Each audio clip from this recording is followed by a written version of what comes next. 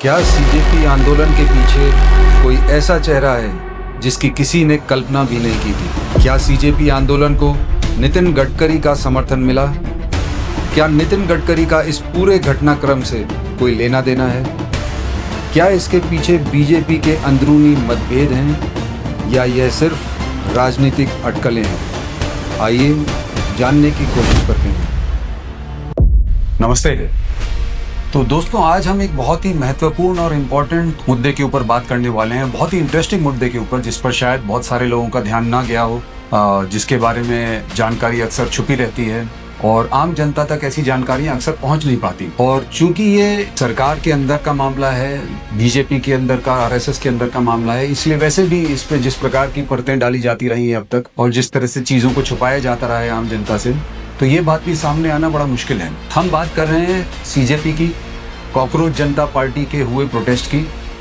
और उसमें उठ रहे इस सवाल की क्या किसी ने उनको फंडिंग की है। तो अभी तक तो दोस्तों इस प्रकार का कोई बात सामने नहीं आई है कि कोई विदेशी फंडिंग, या जैसे कि बीजेपी की आईटी सेल या उनका प्रोपेगेंडा शुरू हो जाता है कि पाकिस्तान ने फंडिंग दी, चाइना ने फंड किया, सीआईए ने फंड किया, या सोरोस ने फंड किया, या डोनाल्ड ट्रंप पीछे लगे हुए हैं। ये सब बातें तो अभी तक सामने नहीं आ पाई हैं अनफॉर्चुनेटली, और बीजेपी को और उनकी आईटी सेल को बहुत बड़ा धक्का भी लगा होगा आई एम श्योर इससे। एक बात जो सामने आई है, छुपे तौर पे जो सामने आई है और जो लोगों से छुपाई जा रही है, वो ये है, और अंदर खाने बीजेपी में इसकी बहुत बड़ी सुगबुगाहट है, वो ये है कि नितिन गडकरी साहब ने इस पूरे प्रोटेस्ट को कहीं ना कहीं से मदद की है और फंड किया है। देखिए, मैं शुरू में ये बता दूं कि हम किसी के ऊपर कोई उंगली नहीं उठा रहे, कॉर्नर नहीं करना चाह रहे, किसी के ऊपर कोई आरोप नहीं मढ़ना चाह रहे। हो सकता है ये सारी बातें स्पेकुलेशन हो, मगर इतना जरूर है कि बिना आग के धुआं नहीं उठता और कहीं ना कहीं कुछ तो सच्चाई होगी इनमें। तो बात ये सामने आ रही है कि नितिन गडकरी साहब या उनके फैमिली मेंबर्स ने कहीं इस प्रोटेस्ट को फंड तो नहीं किया, इसका समर्थन तो नहीं किया है। देखिए, ये मानना पड़ेगा कि कोई भी ऑर्गेनाइजेशन हो, कोई भी प्रोटेस्ट हो, कोई भी अपराइजिंग हो, ये कहना कि उसमें कहीं से फंड्स नहीं आए, ये कहना गलत होगा। कहीं ना कहीं फंड्स आते हैं और फंड्स की जरूरत हमेशा पड़ती है, 100% पड़ती है। इससे भागा नहीं जा सकता, इस बात को नकारा नहीं जा सकता। यहाँ पर मैं ये भी कहना चाहूंगा साथ में कि ये कहना कि यहाँ पे जितने भी स्टूडेंट्स आए थे all across from India, Bharat के कोने कोने से जो आए थे, जो अपना पैसा खर्च करके अपनी टिकट पे हवाई जहाज से, रेल यात्रा से, सड़क मार्ग से जैसे भी इकट्ठा हुए थे, कि उनकी कोई फंडिंग हुई थी या उनको किसी ने टिकट्स भेजे थे या ऐसा कुछ हुआ था, ये भी कहना गलत होगा। ये जो प्रोटेस्ट था, ये बहुत ही ऑर्गेनिक प्रोटेस्ट था, ये मानना पड़ेगा। बच्चे अपने आप आए, वहां पे इकट्ठा हुए, और जो सरकार का जो अहंकारी रवैया था, जिस प्रकार से सरकार ने इन सब चीजों को अपना एक ईगो इशू बना रखा था और कहा था कि नहीं, इस सरकार में मंत्रियों के इस्तीफे नहीं होते, उसका जवाब देने के लिए और बीजेपी के इतने सालों से चले आ रहे झूठ और अहंकार को धूमिल करने के लिए ये बच्चे इकट्ठा हुए, विदाउट अ डाउट अपने दम पे आए, और बहुत ही ऑर्गेनिक तरीके से ये प्रोटेस्ट ऑर्गेनाइज किया गया और बच्चे अपने आप आए। ये बात सच है। परंतु कहीं ना कहीं किसी न किसी स्टेज पे थोड़ा बहुत फंड्स की जरूरत पड़ती है। ये कभी बाद में आ गया खुल करके सामने कि कहाँ से फंड्स इनको मिले, सीजेपी को या प्रोटेस्ट को, थोड़ा बहुत, और कैसे आए। मगर नितिन गडकरी जी का नाम आना बहुत ही इंटरेस्टिंग है। जानते हैं क्यों और कैसे। तो ये बात तो साफ है कि नितिन गडकरी जी डायरेक्टली तो इस चीज को फंड नहीं करेंगे। अगर उन्होंने किया होगा तो कहा यह जा रहा है कि उनके फैमिली मेंबर्स ने या उनके कुछ बिजनेस फ्रेंड्स ने, जो बहुत पुराने, जिनको ठेके शायद देते रहे हो, उनको मदद करते हो काम धंधे में,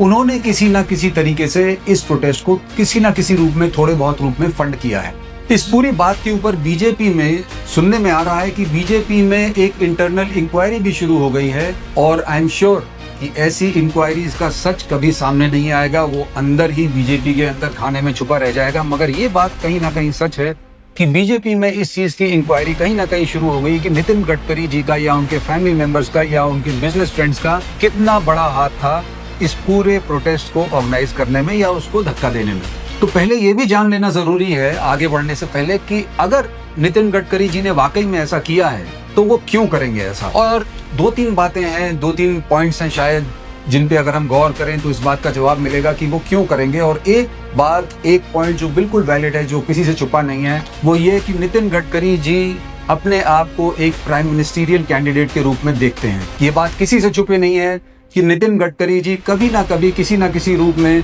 प्राइम मिनिस्टरशिप के लिए दावेदार माने जाते रहे हैं बीजेपी में और आरएसएस में। इसमें उनको ऑब्वियसली उनके फैमिली मेंबर्स का तो समर्थन रहा ही है, परंतु उनके जो क्लोज इंडस्ट्रियलिस्ट और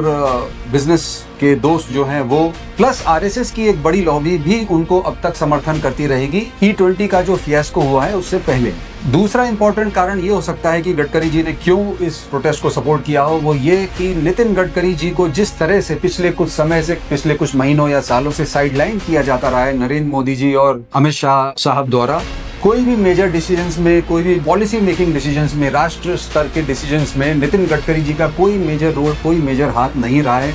और ये जो सेंट्रलाइजेशन ऑफ डिसीजन मेकिंग है बिटवीन नरेंद्र मोदी जी एंड अमित शाह जी, इससे भी उनको कहीं ना कहीं चोट पहुंची है, वो आहत हुए हैं और इसका भी बदला उन्होंने कभी ना कभी लेना था। तीसरा और सबसे महत्वपूर्ण कारण जो आज की डेट में नजर आता है वो ये कि नितिन गडकरी जी को जिस तरह आइसोलेटेड, अकेला छोड़ दिया गया इस पूरे E20 वाले केस में, ये जो भी इतना बड़ा प्रोपेगेंडा जो अब बनता जा रहा है और लोग उनके रेजिग्नेशन की मांग कर रहे हैं, इस पूरे प्रकरण में नितिन गडकरी जी कहीं ना कहीं आइसोलेटेड हो गए हैं। उनका कोई समर्थन नहीं कर रहा, उनके बारे में कोई बात नहीं कर रहा। आपने खुद गौर किया होगा कि बीजेपी के कोई भी सीनियर लीडर, नरेंद्र मोदी जी और अमित शाह जी को तो छोड़ ही दीजिए, आरएसएस का भी कोई सीनियर लीडर, जबकि आरएसएस उनको बहुत अच्छे से सपोर्ट करता है इंटरनली, या बीजेपी का भी कोई सीनियर लीडर, चाहे उनके पार्टी प्रेसिडेंट हो या अन्य सीनियर लीडर्स हो, कोई भी उनके समर्थन में खुल करके E20 वाले मामले में उनके समर्थन में बोलने को नहीं आया। और ये चीज उन्हें बहुत ज्यादा खटकी है। यहाँ तक कि सबसे जरूरी जो हरदीप पुरी बैठे हुए थे, जो पेट्रोलियम मिनिस्टर थे, जिनके कारण से उनको ये सब फ्लैग लेना पड़ रहा था, उनको ये सब मार झेलनी पड़ रही थी, वो भी कभी इसके बारे में खुलकर नहीं आए और नितिन गडकरी जी के सपोर्ट में नहीं बोले। अच्छा, वैसे वो तो भाई साहब जो है बोल ही नहीं सकते, हरदीप पुरी साहब कहाँ से बोलेंगे, वो कहीं और बिजी रहते हैं, वो एप्स्टीन भाई साहब के साथ अपनी यारी निभाने में बिजी रहते हैं, तो उनके पास वैसे ही समय कम होगा और नितिन गडकरी जी उनकी प्रायोरिटी, लिस्ट ऑफ प्रायोरिटी में कहीं आते नहीं होंगे, तो उन्होंने भी किसी प्रकार का समर्थन नहीं किया, चाहे किसी के भी मार्गदर्शन या दिशा निर्देश में किया हो, चाहे वो मोदी जी हों या शाह साहब हों। मगर मोटे तौर पे जिस पेट्रोलियम मिनिस्ट्री और E20 के चक्कर में नितिन गडकरी जी का ये जो डाउनफॉल हुआ है,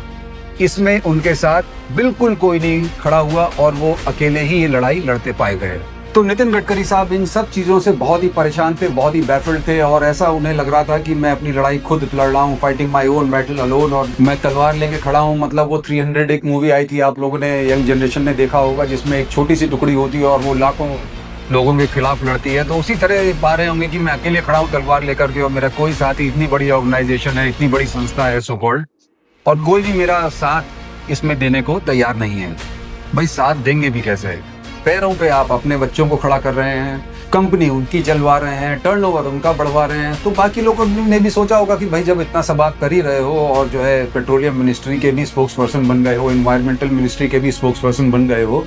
तो आप ही देखो। तो ये सब बातें नितिन गडकरी जी के मन में कहीं ना कहीं भर गई थी, घर कर गई थी, और वो मौका देख रहे थे कब इसका बदला लिया जाए। राजनीति में ऐसा कभी नहीं हो सकता, भले एक पार्टी से आए, कहीं एक मंच शेयर किया हो, कुछ भी किया हो,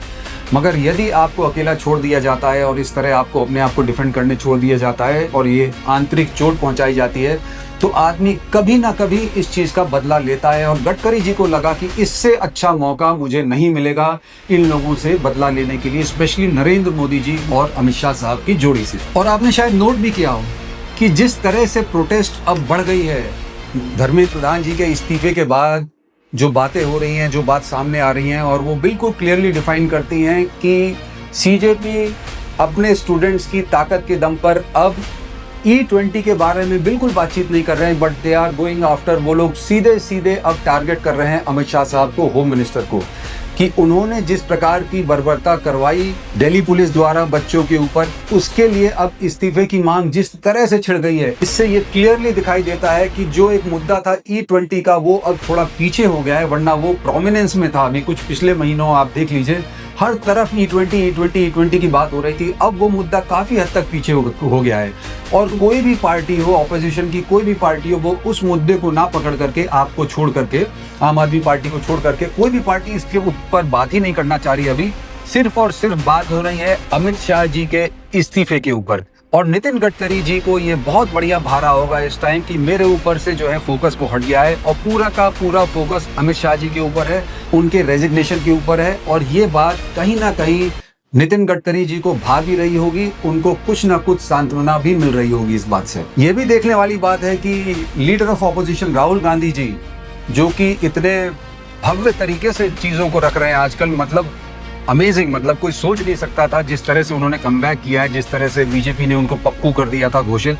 और जिस तरह से उन्होंने कमबैक किया है ना, स्पेशली आफ्टर ये जो भारत जोड़ो यात्रा के बाद जो उनका रूप स्वरूप निकल करके आया है ना, मतलब हैट्स ऑफ,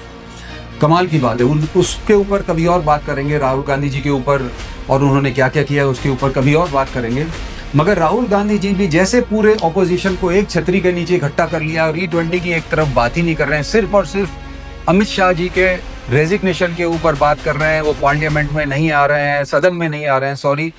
उसके ऊपर बात कर रहे हैं और कैसे कह रहे हैं कि अमित शाह डर गए हैं इसलिए नहीं आ रहे हैं, सवालों का जवाब नहीं देना चाह रहे हैं। तो कहीं ना कहीं नितिन गडकरी जी इससे बड़ा सुकून मिल रहा होगा कि चलो भैया ठीक है, मेरे ऊपर से फोकस हटा, इसको झेलने दो और अच्छा है इसकी कुर्सी जाए, इसने बहुत मुझे परेशान किया है, बहुत मेरे को उंगली किया है। कहीं ना कहीं वो चाह रहे होंगे कि जो है ये जाएगा तो ठीक रहेगा, क्योंकि ये बात भी सच है और किसी से छुपी नहीं है, जो लोग अंतर खाने की खबरों से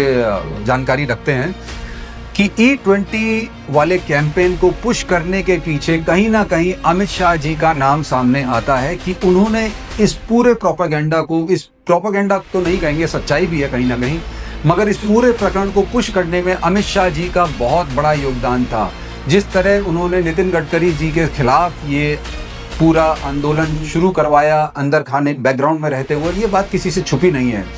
इस चीज़ से वो दो चीज़ें करना चाह रहे थे, एक तो ये कि नितिन गडकरी जी जो प्राइम मिनिस्टरियल कैंडिडेट थे उनका नाम वहाँ से हटा करके अपने आप को आगे लाना, प्रोमिनेंस में लाना, क्योंकि ये बात भी छुपी नहीं है कि अमित शाह जी भी कहीं ना कहीं प्राइम मिनिस्टर बनना चाहते हैं नरेंद्र मोदी जी के बाद। और दूसरा ये कि नितिन गडकरी जी की जो छवि बन गई थी, पूरा ओवरऑल आभा मंडल जो बन गया था, जो मैंने अपने लास्ट एक वीडियो में जो मैंने E20 एथेनॉल के ऊपर बनाया, आप अगर आप उसको देखेंगे तो उसमें भी ये बात सामने आई है कि जो नितिन गडकरी जी का स्टेचर था पूरे इंडिया में, सिर्फ पॉलिटिकल पार्टीज के बीच में नहीं, आम लोगों के बीच में भी वो बहुत ही विस्तृत और बहुत बड़ा हो गया था, लोग उनको पसंद करते थे। ये बात मैंने उस वीडियो में भी कही है और आज दोबारा दोहराता हूँ कि कटिंग अक्रॉस पार्टी लाइंस, कि कोई भी पॉलिटिकल फिगर हो, बड़े से बड़ा हो, छोटे से छोटा हो, हर आदमी नितिन गडकरी जी को पसंद करता था। यदि वो प्राइम मिनिस्टर बनते तो कोई किसी को भी आपत्ति ना होती नरेंद्र मोदी जी के बाद यदि नितिन गडकरी जी प्राइम मिनिस्टर बनते।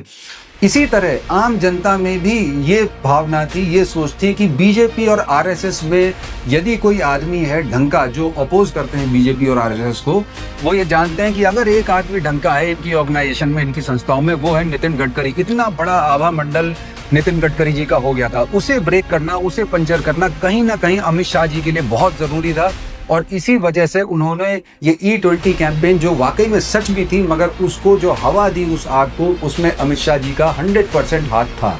एक बात और जो सामने आ रही है और जिसके बारे में कोई बात नहीं कर रहे, बहुत बहुत वरिष्ठ पत्रकार हैं, बहुत बड़े पॉलिटिकल एनालिस्ट हैं, वो इस बात के बारे में शायद अभी नहीं बात कर रहे हैं, शायद उनका ध्यान ना गया हो, बहुत सीनियर लोग हैं वो, मैं कोई नहीं होता उनके बारे में टिप्पणी करने के लिए।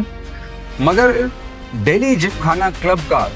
जिस तरह से इस पूरे प्रोटेस्ट को एक साइलेंट सपोर्ट था, वो भी किसी से छुपना नहीं चाहिए। दिल्ली जिमखाना क्लब जो 113 सालों से प्रोमिनेंस में है, वहाँ पे बना हुआ है, उसको हटाने का, उसको एब्जॉर्ब करने का, ख़त्म करने का निर्णय जो अमित शाह जी ने और नरेंद्र मोदी जी ने लिया, उससे भी कहीं ना कहीं इसका जो प्रोटेस्ट है उसका असर देखने को मिल रहा है। कहीं ना कहीं एक साइलेंट सपोर्ट था इस पूरे प्रोटेस्ट को, इस पूरी लॉबी का, जो दिल्ली जिमखाना क्लब की लॉबी है, वो कटिंग अक्रॉस पार्टी लाइंस, उसमें बहुत बड़े सीनियर एडवोकेट्स हैं, सीनियर जजेस हैं सुप्रीम कोर्ट के, बहुत सीनियर बिजनेसमैन हैं, बहुत पैसे वाले लोग हैं, जो एक छत के नीचे वहाँ पे आते थे। भले ही उनकी पॉलिटिकल आइडियोलॉजी जो है अलग अलग रही हो, कुछ भी हो, मगर जैसे ही बात हुई दिल्ली जिमखाना क्लब को हटाने की, वो सब एक हो गए, एकजुट हो गए, और वो कभी नहीं चाहेंगे कि दिल्ली जिमखाना क्लब का अस्तित्व पे कोई उंगली उठाए या वो वहाँ से हटाया जाए। नितिन गडकरी जी का ऐसे लोगों के साथ, इन लोगों के साथ कहीं ना कहीं गठजोड़ रहा है, उनके साथ उनकी दोस्ती है, यारी है, ये सब लोगों को पता है, और जो लोग अंदर की जानकारी रखते हैं उनको ये बात भली भांति मालूम है। तो सुनने में ये आ रहा है कि जिस तरह से इस लॉबी ने, दिल्ली जिमखाना क्लब वाली जो लॉबी है, इसने नितिन गडकरी जी का जो सपोर्ट किया है इस पूरे प्रोटेस्ट को ऑर्गेनाइज तो नहीं कहेंगे कराने में, मगर साइलेंटली पीछे से फंड करने में, जितना भी थोड़ा बहुत जो भी फंडिंग हुआ हो या इसको पुश करने में, ये दोनों भी Delhi Gymkhana club members and Nitin Gadkari ji भी कहीं ना कहीं अमित शाह साहब से त्रस्त थे और इनको कॉर्नर करना चाह रहे थे। तो ये कहना गलत नहीं होगा हो सकता है ये पूरी बात स्पेक्यूलेशन हो या जो भी कुछ हो, मगर जो बात सामने आई है वो ये आ रही है कि नितिन गडकरी जी कहीं ना कहीं इस पूरे प्रोटेस्ट को सपोर्ट किए हैं, समर्थन दिए हैं। और आखिर में मैं एक बात और कहना चाहूँगा कि ये लड़ाई सिर्फ internal rift between BJP, RSS और इनके बीच नहीं है, ये लड़ाई गुजरात लॉबी और महाराष्ट्रियन लॉबी के बीच में भी है।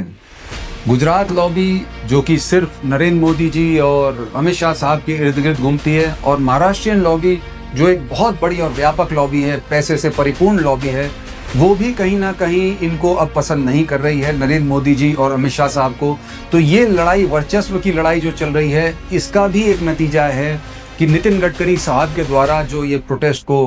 पुश किया गया है, इसमें उनका भी कहीं ना कहीं हाथ है। तो दोस्तों, अंत में मैं सिर्फ ये कहना चाहूँगा कि हो सकता है ये सारी बातें सिर्फ एक स्पेक्यूलेशन हो, एक अनुमान हो, परंतु ये कहना गलत नहीं होगा कि इंटरनल रिफ्ट इस टाइम बीजेपी के अंदर और बीजेपी और आरएसएस के अंदर बहुत बड़ी है, और धुआं वहीं उठता है जहां कुछ ना कुछ बुगाहट होती है, कहीं ना कहीं कुछ ना कुछ जल रहा होता है। नमस्ते, जय हिंद।